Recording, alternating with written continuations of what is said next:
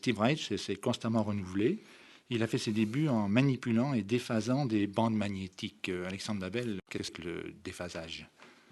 Bon, il faut savoir d'abord, en premier lieu, au milieu des années 60, début des années 70, Steve Reich était très intéressé par le processus compositionnel. Il avait envie que lorsqu'on entende ses pièces, on comprenne par quel processus elles avaient été composées. Et le déphasage est une de ces techniques de composition qui est audible à l'auditeur. Donc lorsque l'auditeur écoute une pièce de Steve Reich, il va comprendre comment cette pièce est construite. Donc c'est un procédé simple qui consiste à avoir une figure rythmique ou mélodique jouée à l'unisson par deux personnes. Et une de ces deux personnes va très légèrement accélérer le tempo de débit de cette mélodie et ça va occasionner un décalage rythmique.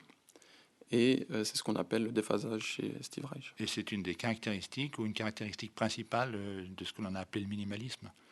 C'est pas le déphasage qui est la caractéristique du minimalisme, mais on pourrait plutôt dire que le minimalisme, la musique minimaliste ou la musique répétitive, surtout américaine, donc de ces compositeurs qu'on vient de mentionner, consiste à répéter un élément de manière définie et plus ou moins longue, de façon à obtenir une musique qui soit proche de la trance et qui laisse une grande place au mystère et à l'imaginaire. Et sa musique a été fortement influencée aussi bien par des compositeurs du Moyen-Âge, j'ai vu comme Perrotin, mais en même temps par des sociétés plus traditionnelles comme au Ghana ou au Bali. Il a fait une synthèse de toutes ces musiques. Ouais, tout à fait. Donc bon, Steve Reich est un compositeur contemporain, donc dit de musique savante. Donc ça veut dire qu'il a intégré toute l'histoire de la musique occidentale et il a été en effet très très impressionné et très influencé par la musique de la Renaissance, notamment la musique vocale et de la pré-Renaissance, comme Perrotin et OK Game et d'autres gens comme ça. Mais surtout pour lui, toute musique était ethnique. Et c'est pourquoi il a fait énormément, au début des années 70, il a fait énormément de voyages, notamment en Afrique et en Indonésie, pour étudier les musiques traditionnelles de ces pays-là. Et c'est en effet le mélange de ces différentes impressions qui lui a permis de créer son propre langage. Et qui, ne l'oublions pas, était un langage très personnel. Ces voyages à travers le temps et à travers les continents étaient une manière de s'assurer de l'intuition musicale qu'il avait au fait depuis longtemps. Donc le premier extrait que nous écoutons, c'est le début de Drumming, c'est juste? On va en effet écouter le tout début de Drumming de Steve Reich, qui est une pièce énorme qui a créé un bouleversement gigantesque dans le répertoire de percussion et également dans la musique contemporaine, était un bon exemple parce qu'il est très accessible et très populaire. Et c'est une pièce massive qui dure une soixantaine de minutes.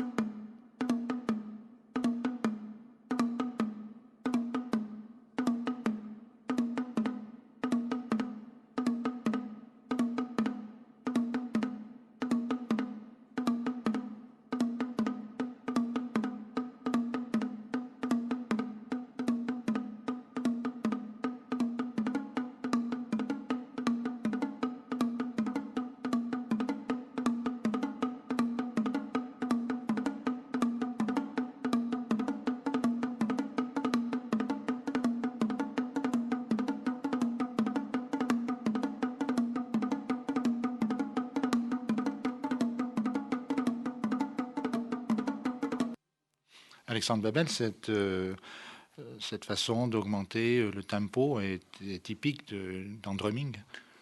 Oui, alors Drumming est passionnant dans le sens, est complètement révolutionnaire, dans le sens c'est une œuvre qui, selon les interprétations, peut varier d'une durée de 55 à 75 minutes. Donc c'est une œuvre très très longue et elle est constituée d'un seul motif rythmique. Donc au fait, Steve Reich développe pendant plus d'une heure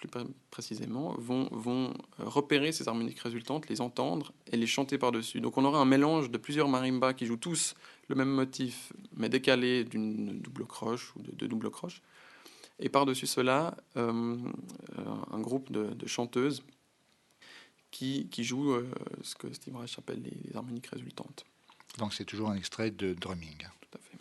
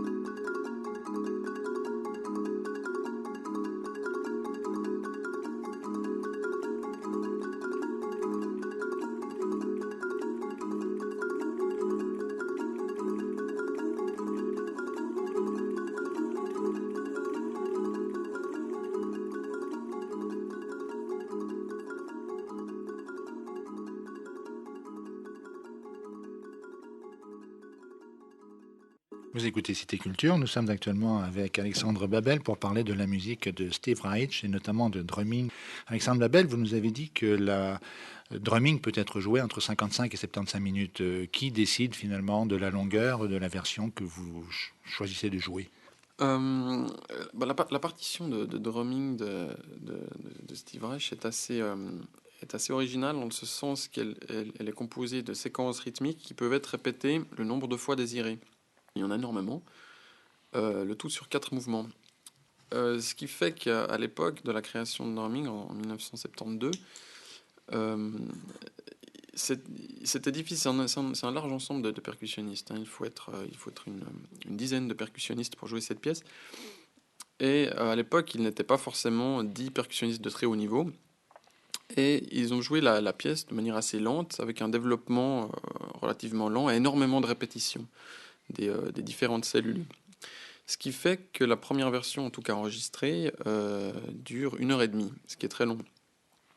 Actuellement, il est beaucoup plus facile aujourd'hui de trouver un ensemble constitué de percussionnistes de très haut niveau, il est plus évident de jouer cette pièce de manière plus rapide. et également de raccourcir le nombre de répétitions si on veut obtenir une version plus courte, tout en respectant le texte et la volonté de Steve Reich. Donc la version qu'on vient d'écouter, l'extrait de version qu'on vient d'écouter, a été réalisé par l'ensemble Ictus de Bruxelles, dans un enregistrement qui était destiné à accompagner la chorégraphie de Anne-Theresa de Kersmacher, qui a créé une chorégraphie du même nom, Drumming. Et donc pour les besoins de cette chorégraphie, il fallait absolument que le tempo de la pièce soit rapide et que les répétitions ne soient pas trop excessives, parce que les danseurs ne pouvaient pas danser plus de 60 minutes. Donc on a une version très rapide et relativement courte. Par contre, en effet, si on réécoute la version originale, on aura un tempo beaucoup plus lent et il nous faudra 2 disques entiers pour pouvoir y arriver à bout. Et c'est ce que nous allons écouter maintenant.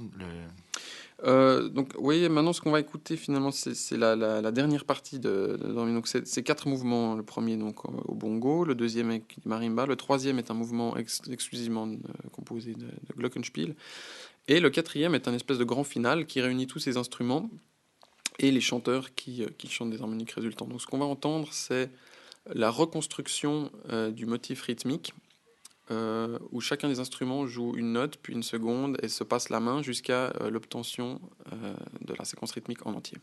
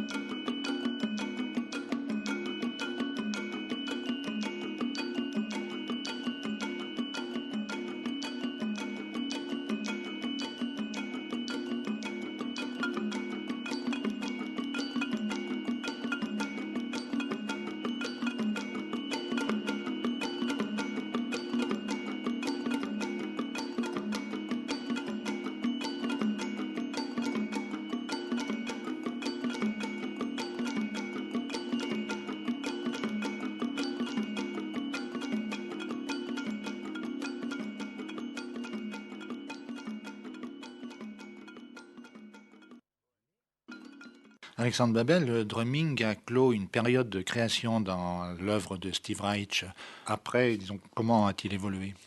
Donc, après cette pièce-là, il a abandonné donc, son système de phasage et déphasage pour approcher d'autres techniques de composition, toujours basées sur la répétition de motifs simples.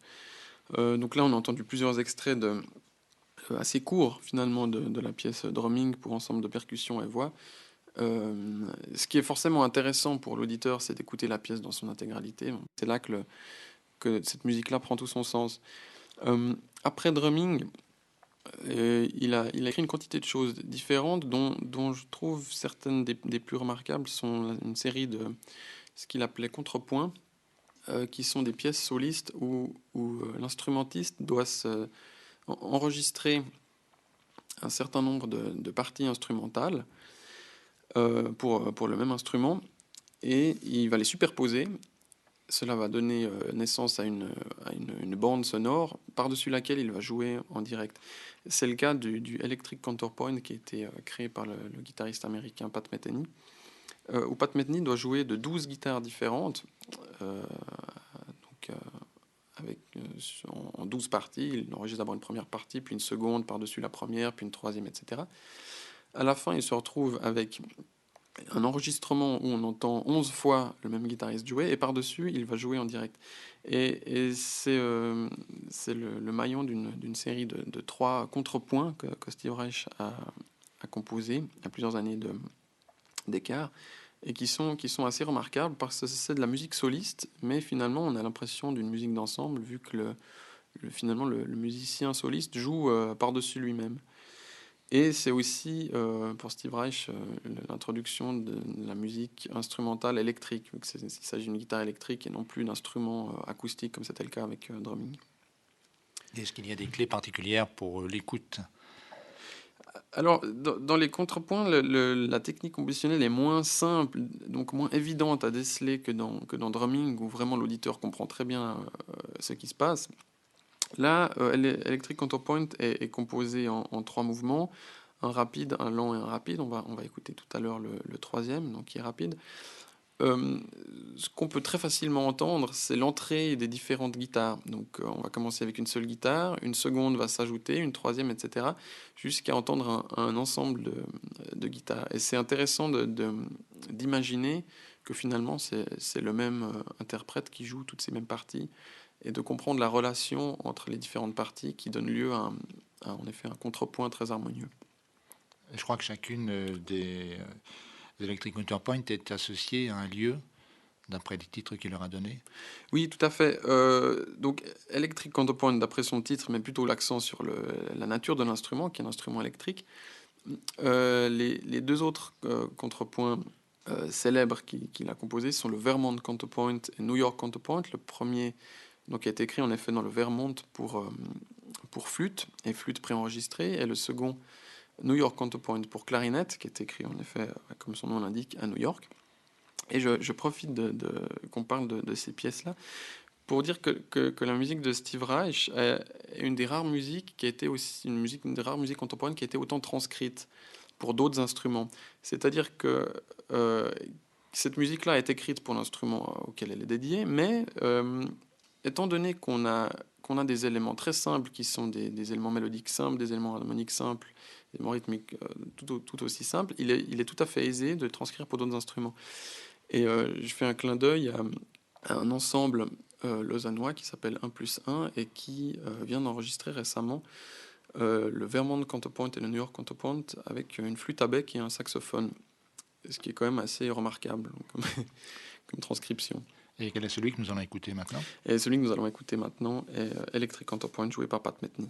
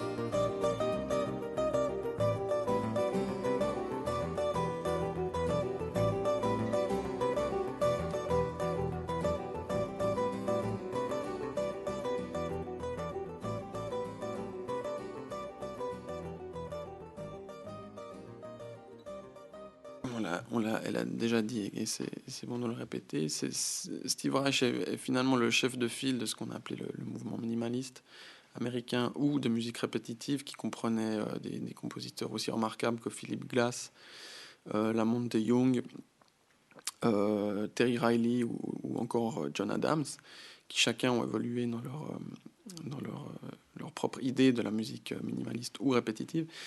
Et aussi bien le drumming de Steve Reich que le Centre international de percussion va interpréter à l'occasion de la fête de la musique est une pièce manifeste du mouvement minimaliste, vu que c'est une pièce longue d'environ 1 heure et qui développe de manière très intense un élément très simple, donc un élément minimaliste. Aussi bien dans l'ensemble de sa carrière, dans le développement de la carrière de Steve Reich et jusqu'à aujourd'hui, il s'est permis des écarts et un peu moins de radicalisme dans sa composition, comme on vient de l'entendre, avec Electric Counterpoint, qui est interprété ici par un guitariste de jazz, Pat Metheny. Actuellement encore, Steve Reich poursuit sa production musicale. Il continue énormément à travailler, notamment avec sa compagne qui est vidéaste. Et ensemble, ils créent des espèces d'oratorios musicaux et vidéo qui mélangent les différents médias, où on entend de la musique de Steve Reich avec une installation, une mise en scène vidéo de sa femme. Et on a notamment eu il y a quelques années The Cave, une importante production de ce duo, avec la musique jouée par le Steve Reich Ensemble, qui est l'ensemble qui a au fait depuis le début joué la musique de Steve Reich dans les premières créations de ses compositions. Mais le style est différent de ce qu'il produisait avant drumming. C'est-à-dire que ce qui est intéressant avec des musiciens minimalistes, c'est que forcément ils évoluent, leur travail avance, mais à la moindre écoute, en 30 secondes d'écoute de la musique de Steve Reich, on le reconnaît tout de suite. Il y a vraiment des éléments qui sont indéniablement des éléments répétitifs. Une simple répétition d'un motif est quelque chose de très reconnaissable, et c'est quelque chose qui ne l'a jamais quitté. Autant, donc on a parlé des différentes techniques de composition qu'il a utilisées dans les années 70, le déphasage, l'ajout et le retrait d'éléments de notes rythmiques dans une structure mélodique. Toutes ces techniques-là qui ont évolué, etc. Mais il en reste finalement le procédé basique de cette musique-là, qui est la répétition d'un motif. Et ça, c'est quelque chose qu'il n'a jamais quitté et qui, je pense, ne quittera pas. Steve Reich ni aucun de ses autres compositeurs n'ont inventé la répétition. C'est quelque chose d'universel. Et c'est vrai que la similitude, par exemple, avec des musiques ethniques, surtout africaines de Guinée, etc., est frappante, parce que ces musiques-là sont essentiellement basées sur la répétition et la trance. Et même n'importe quelle musique qu'on peut entendre en allumant les radios, musique de hip-hop ou électronique, sont basées sur ce processus-là. Dans le cas de Terry Riley, John Adams, Lamont de Young, c'est en effet également la répétition de motifs basiques qui sont à la base de leur idée de composition. Et comment s'est passée cette découverte soudaine des percussions balinaises, par exemple? Je pense pas que ça a été soudain. Ce qui est intéressant d'entendre de la part de Steve Reich, c'est quand il parle en effet de ce qu'il a appris de ses voyages. Il ne dit pas qu'il y a découvert quelque chose en allant en Indonésie, où il a assisté à des concerts de gamelan, c'est dans de ces grands ensembles de percussions, ou bien en Afrique, où il a vu des percussions ethniques. Il a plutôt été confirmé dans son intuition que les instruments à percussion, en tout cas à cette époque-là de sa vie et de la culture occidentale, étaient la réponse au développement des musiques électroniques qui s'est passé au milieu des années 60, ou pour une grande partie des compositeurs. Et n'oublions pas que c'était en plein pendant le boom de la musique populaire, la musique psychédélique, etc. Lui a voulu prouver que grâce à des instruments acoustiques tels que les instruments à percussion, on pouvait obtenir une qualité sonore inégalable. Et c'est ce qu'il a prouvé, en effet, avec des pièces comme Drumming, en associant des instruments donc contemporains occidentaux, comme les marimbas, les glockenspiel, etc., avec des voix humaines et son procédé de répétition. Il a obtenu des résultats acoustiques rarement inégalés, et c'est grâce finalement à ses voyages dans ces différentes cultures qu'il a pu en avoir la conviction que c'était vraiment ça qu'il recherchait et qu'il voulait prouver. Steve Reich est un compositeur important pour la percussion. Donc, au Centre international de percussion à Genève, on joue très régulièrement ses œuvres. Drumming a déjà été joué l'année passée. Dans le passé, il a été joué d'autres œuvres de Steve Reich, Sextet, Six Marimbas. Pour nous, percussionnistes, c'est un compositeur déterminant, puisqu'il est fort apprécié du grand public et qui nous permet en effet de faire participer un public parfois plus large à une expérience qui nourrit le Centre international de percussion, qui est le développement de la musique pour percussion. Alexandre Babel, vous avez maintenant sélectionné Nagoya. Nagoya Marimba, tout à fait. Je voulais revenir à une musique écrite pour percussion et qui est beaucoup plus tardive que Drumming de 1972. Cette pièce-là est écrite pour 2 marimbas. Et c'est une pièce qui est aussi quelquefois jouée dans le cadre de concerts du Centre international de percussion.